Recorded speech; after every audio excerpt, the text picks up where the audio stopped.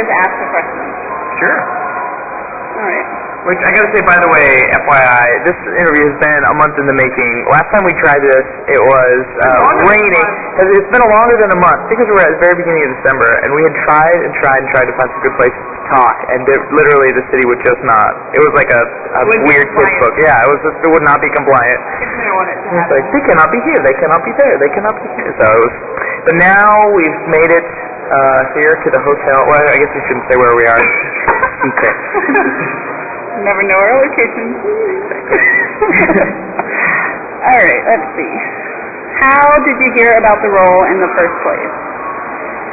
Actually, I was called up by Kat from Audible, Catherine. She was in charge of, I think, putting the project together, and she mentioned that she had a project that she wanted me to do, and it was a book called Summer's Crossing, and it was a novella by Julie Kagawa. And I, to be honest, wasn't familiar with the work, although I had worked previously at Borders here. Take a moment of silence. And there we go. And I worked at Borders, and so I had seen her books and stuff like that, and never got a chance to read them. So Kat emailed me and said, "We'd love you to come and do this." And they sent me the script, and I read it, and I thought, the first thing I thought was, this is going to be fun. Like, this is just such a fun story. So, like, it's so enjoyable to read, and so I just kept imagining being able to, read it out loud, and it's super fun. So really, it was kind of as simple as that. Nothing crazy or wild, but I did get an email, and so I went in and recorded it. So I guess the next question really doesn't matter, because it was if you auditioned for the role, but I guess you've done other, did you have to audition for those? There was one particular book that I auditioned for.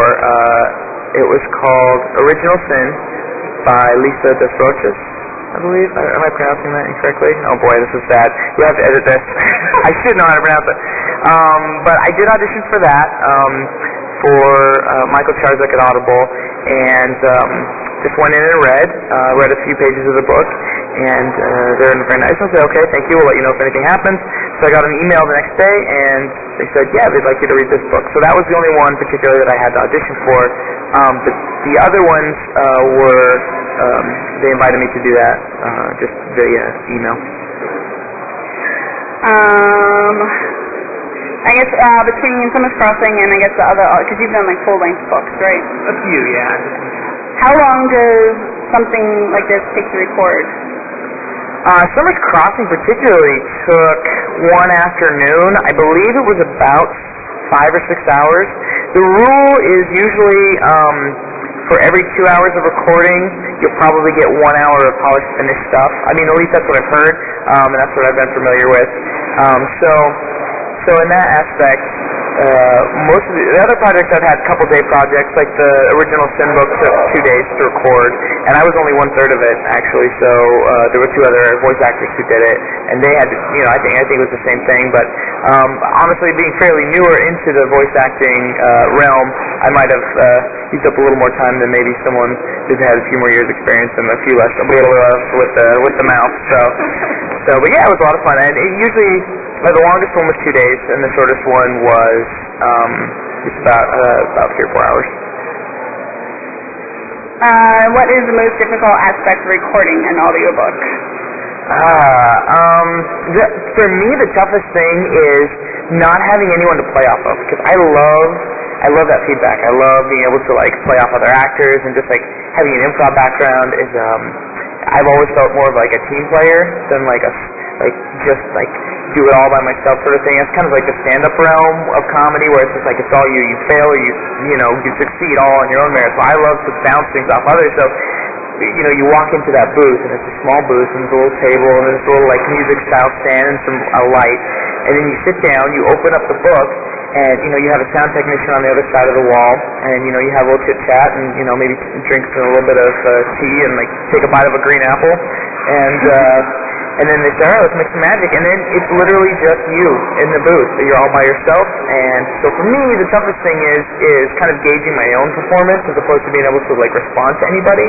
Just kind of trying to respond to myself, which is very weird. It's very almost schizophrenic a little bit, and then doing voices back and forth, kind of a symbolistic Robin Williams thing going on, yes. So. That actually brings us into our next question, which was, what are the pros and cons of changing your voice like you did instead of just reading, like some people do in one voice? That's a really good question. One of the first things I noticed when I started really listening to a lot of voiceover actors to prepare for some of the projects was that a lot of them don't do voices. And it actually surprised me because I remember as a kid growing up, listening to audiobooks on long car rides and stuff like that, and I remember how neat it was that a lot these voice actors would do the other voices. And I thought, how cool! I've always wanted to do that. So a lot of them don't. I'm listening to talked a little bit earlier about The Shining, Campbell Scott, who's an amazing voice actor, and his voices that he does for the characters are very good, but they're a lot more subtle. And I think the nice thing about having more subtle readings is that it doesn't really take you out of the story. It keeps you within that flow instead of kind of jarring you away from the story and possibly losing any sort of through line that you might have while you're listening. So, but I think the advantage of doing voices is that as an actor, it makes it more fun. But also for the listener, I think it shows them that you're sweating a little. You're giving them a little effort, and that you're giving it your all. I think because you're reading a book and listening to an audiobook are two different experiences. And I think if you're reading a book, you're reading with your own voices in your own head.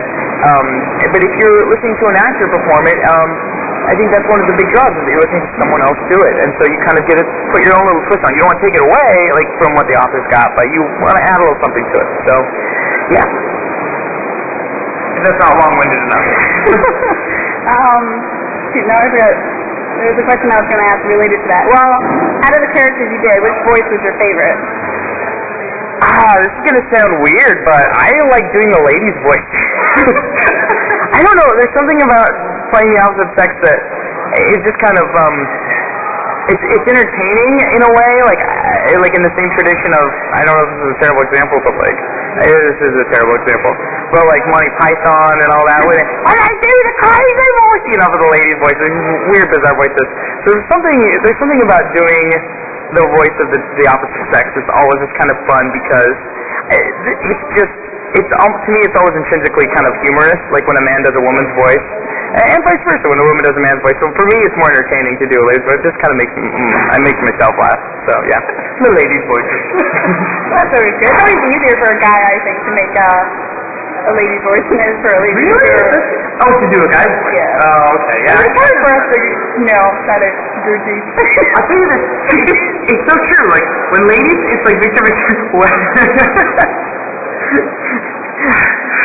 Let's put that one over here, and we'll let you all draw your own conclusions for that one. Well, it's funny in improv, a lot of times there's this, it sounds terrible, but the idea of, and even the girls do it too, about making a gunshot noise. There's this thing about ladies making gunshot noises that is intrinsically humorous to me, and I hope this doesn't sound terrible or sexist, but it's true. Ask one of your friends, go out, ask one of your lady friends to make a gunshot noise. It'll be quite entertaining. I guarantee. There's plenty of things that girls can ask guys to do that'll be hilarious and stupid, but ask the ladies, your friends, to make a gunshot noise. I don't know, girls just for some reason, just gunshot noises just don't happen. So that is one thing that I think is kind of funny about the male and female voices, that the gunshot noises don't. Yeah, in fact, here, try. No, Will you try? You want to try? No? Okay. All right. Anyway. Okay, all right. If you see Jessica, ask her to do a gunshot noise for her. She'll perfect it. I'm sure it'll be great. So, anyway, I hope that doesn't. Everyone's gonna hate me and boycott me now for being what do you mean? We're gonna make funny gunshot noises up with their mouth. But anyway. No, they're all gonna sit there and try it. Yeah, you can sit here and try it right now and just try to make a good gunshot. It's not easy for guys. It's not easy for girls. Anyway, I'm totally rambling now, but yeah, that's one thing. Alright, so you said earlier, when you worked at Borders, you had heard of Julie's book. After having recorded the audiobook, have you gone back and read her book, or just what you recorded? I've learned a lot more about the Iron Fey world. I read I'm so weird in that I get stuck on one author and I'll read all their stuff. But for in Julie's case, Summer's Crossing was awesome. So the rest of the books are on my reading list. But I haven't got to all of them yet. So, but what I did read of Summer's Crossing was awesome, and I think I think Julie's an extremely talented author, and I would love to read the rest of her stuff. I've been trying to read all the Game of Thrones and like all this other stuff too, and I just like my book list gets longer and longer. So Julie, I promise I'm going to be reading these great books. I will. But I haven't read all of them yet. So. I know how that is with books. My list is ridiculous. So. Just grow and grow. Yeah, and there's no more time in a day, so it's not very cool. Are you looking into like going into more voice acting, like commercials or movies or more audiobooks, or are you pursuing more like traditional acting? Yeah, actually I'm pursuing my career in adult entertainment. No, I'm just kidding. I'm not going to be doing that. Just kidding. No. Thank you. Thank you very much. I probably will fail miserably, and they'll tell me to go home, but that's okay. I would love to do more audiobooks. I think, like I said, as a kid, it was something I always loved listening to, so to be able to be a part of that world is just kind of a dream come true. It really is. As cheesy as it sounds, it's awesome to be part of that. And so yeah, I'd love to do more books.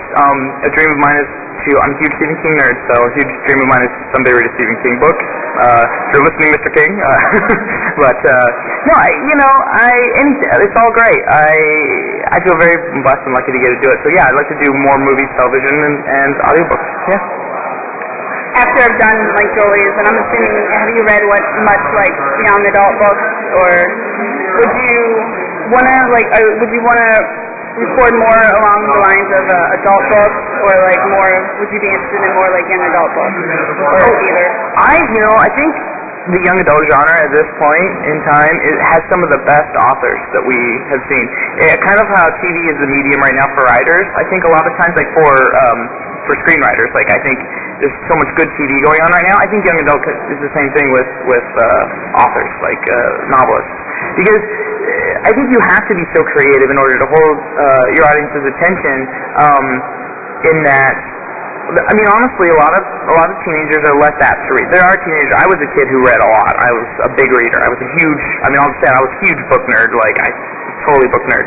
But I think a lot of times, especially a lot of people, it's harder to get them to read, to stick to a story, because the attention span of our generation is like so small now. I mean, like post MTV generation, like where music videos were every 3 seconds you'd cut to a different scene, and like music videos themselves are 2 minutes, and like all this stuff, and so everything is just cut, quick, just total consumables. So to hold someone's attention now for 200 to 300 pages is vastly impressive.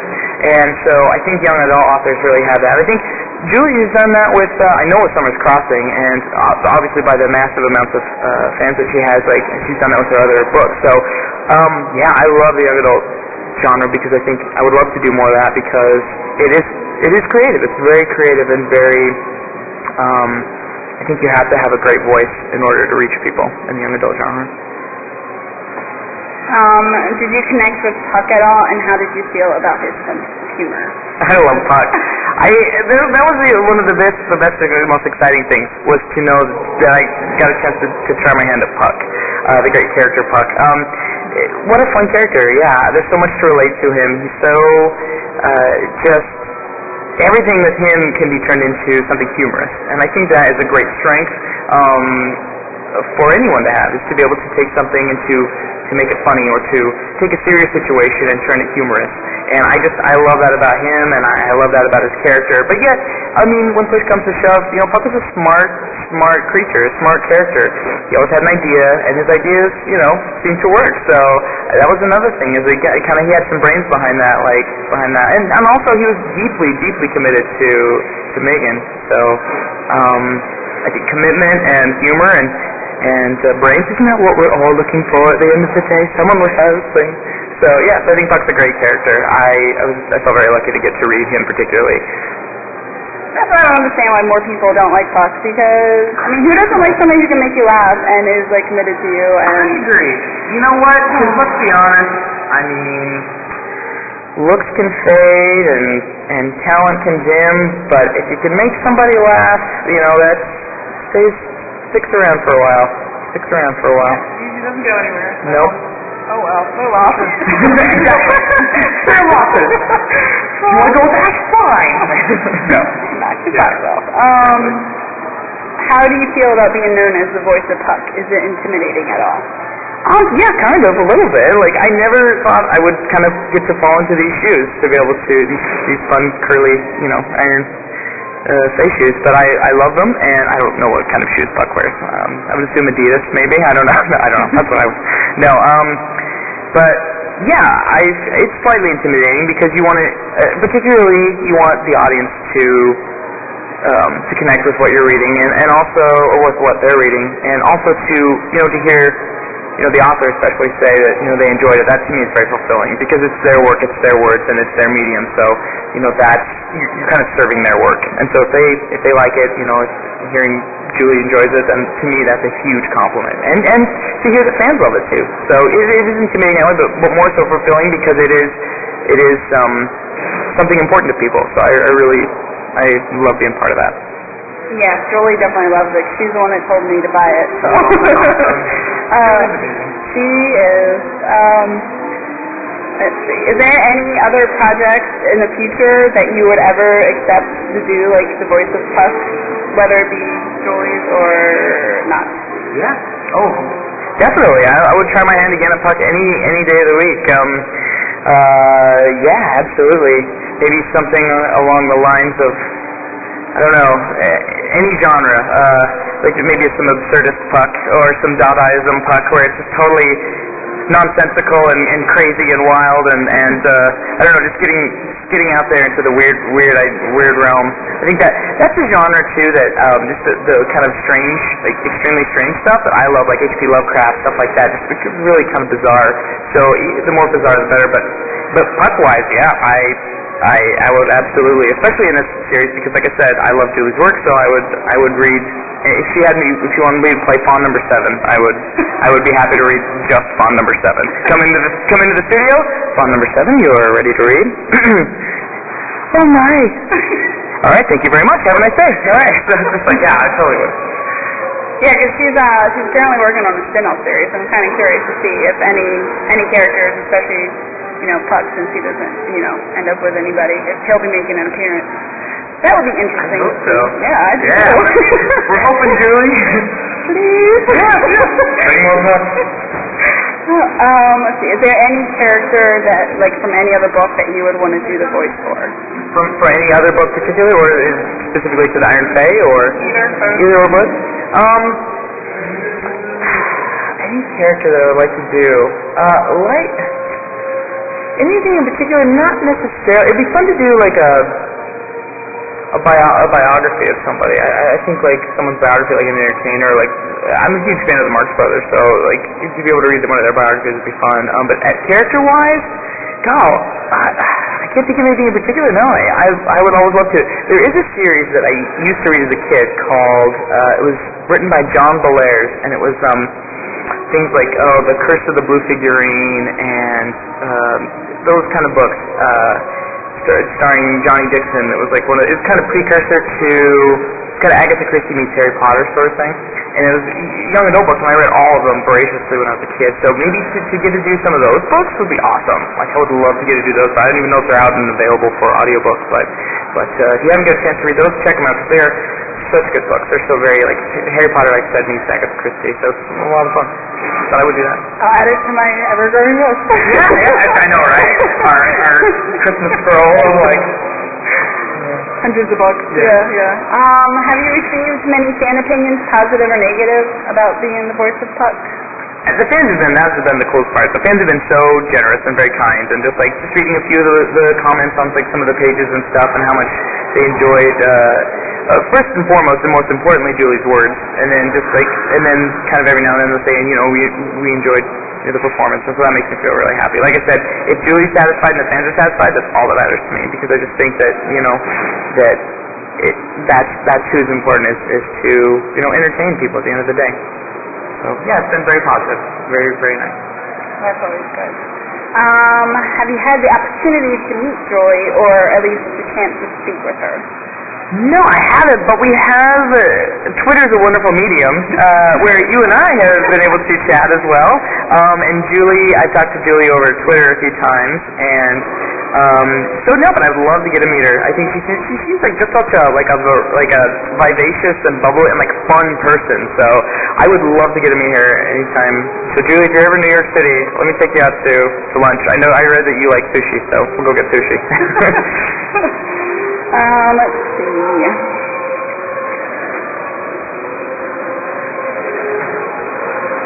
I lost the question. Do you have like any upcoming projects that you're working on? Right now I'm doing a lot of like more stage stuff. I'm doing some theater stuff. I'm working with my friends Chris and Paul. They have a show called Funny Enough, the Chris and Paul Show, and they're doing it's here at the People's Improv Theater here on the 28th of January in New York City. I'm working with them, and they're just amazing. They're great comedians, and I'm working with them doing stuff. I also work with the National Comedy Theater over on 36th Street. We do short form improv a lot, so it's fun. As for audiobook projects, nothing immediately, but hopefully in the future we'll see maybe a few more things coming up.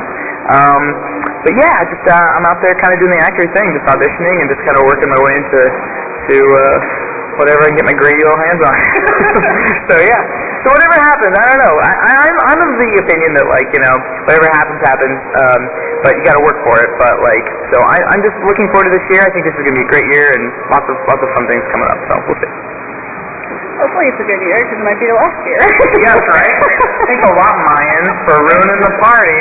So was it December 21st? Oh, man. We only got 10 or 11 months left. Get your party on, guys. Get those books read. Get that book list out and read all those books, because you're not going to have much longer. You got a year. And don't start a book on, December 19th expecting you to finish it, because you're going to get halfway there and then the world's going to end and you're going to be sorry. And you'll never find out what happens. You're lost. Yep, exactly. And then you will be sad for being a procrastinator. Alright, well, I think all the questions we have. Did you want to add anything else or say anything, or...? Just that I have just had a great time getting to chat with you, and like I said, this is not the first time that we've attempted an interview, so Jess has been just so kind and generous and amazing reader. That's one thing. How many books have you read this last year? In 2011 I read 128. I mean, there you go. Like, that's amazing. That is, like, awesome. I wish I had half of that gumption and, like, veracity to read. I think that's wonderful. And, yeah, I admire that so much. So, here's my question to you. What do you recommend as a next read to me? Okay. Okay. Since I just met her tonight, and I guess we're friends, Megan Miranda's Fracture. It just came out today. It's about like a girl who falls into a frozen lake, and is underwater for 11 minutes, and she's technically dead, but then comes back to life and has some issues with her brain. It is very, very, very good. Oh wow! Is it science fiction or is it? Yeah, it's more classified science fiction. It's young adult, but it is very. I've read it like 3 times. So. That's cool. That's awesome. Yeah. Okay. I definitely recommend that. I'll check it out. And I'm noticing you also have a beautiful mockingbird, not mockingjay, but mockingjay pin on, which is awesome. And Suzanne Collins, right? Yeah. I got that. I got my Harry Potter hat. I'm good. That girl knows her books. Y'all, you better listen to her. When she recommends something, listen, because she knows her stuff. 128 books. I can find anyone else to say that they've read that many, but 128? 128 books. If you can say you've read 128 books, I will buy you a chicken dinner. You can tell me all the titles, and you'll have to be in New York too, and you'll have to, settle for something up in Harlem. We make really good fried chicken. But anyway, that's amazing. So it's so impressive. Thank you.